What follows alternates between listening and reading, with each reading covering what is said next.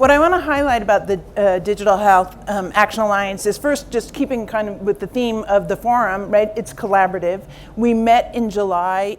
It was 54 organizations, and it's really, again, focused on what is the sort of potential of the marriage, if you will, of technology and those individuals on the front line delivering care.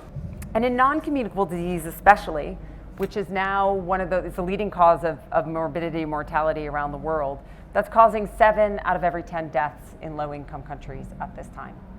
And so we really have to think about how are we going to be able to manage not just the communicable disease, but these non-communicable diseases that are happening.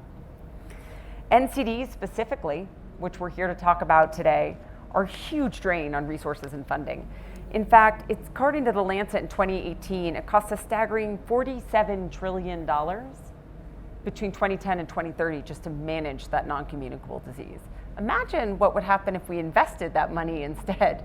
It turns out that actually proactive health investments can lead to we made the health improvements we needed, you would see about 4.4 trillion in growth in the least developed countries to start with, and a return on investment of about $2 to $4 for every dollar invested. So we sort of got this equation turned around.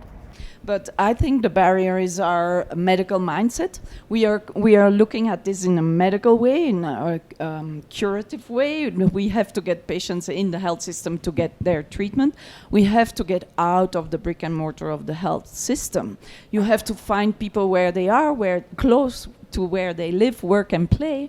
And before it was piecemeal. That's true. We started in Vietnam 5-6 years ago, screening in the manicure salons, in the barbershops, because you need to find people where they are instead of having to wait hours in the hospital.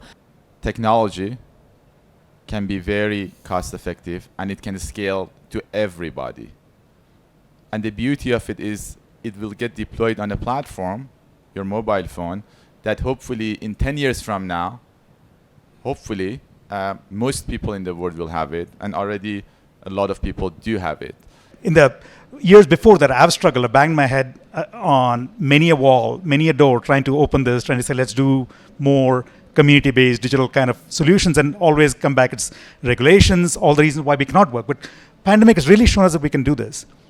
But the other thing it also showed was having technologies and solutions alone was not enough. Having trained people, having people who can actually deliver the right solution, in particular, the community healthcare workers who are at the forefront of leading this with the patients, they need to be able to not only use the technologies, but able to communicate how to use them and how to interpret data coming out of it, how to access all this data in a broader sense. The trust factor is crucial. Even in the US, we're realizing that in a lot of these underserved communities in cities where the health systems are right there. They're 2 blocks away and the patients don't show up at the health systems. You need community health workers to help bridge that, and I don't think that ever goes away. I think technology just strengthens their role, but I think how we formalize that and incorporate them into the system where they truly can be partners for the patient as well as for the health systems is something we need to work towards. Do we have the ability to invest in our community health workers? And we have a Center to Champion Nursing in America. Can we imagine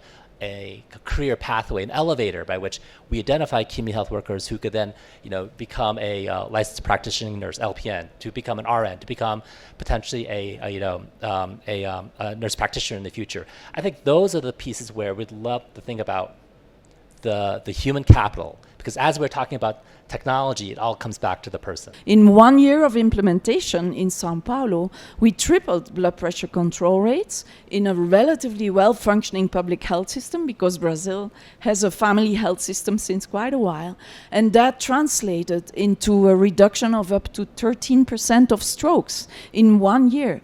In a city of 16 million people, this initiative rolled out over the entire city and saved a lot of lives. So it is feasible to work on NCDs in a very collaborative way, co-creating with the local authorities from the start till the end and measuring everything that happens. And those data are instrumental to get to the success we need.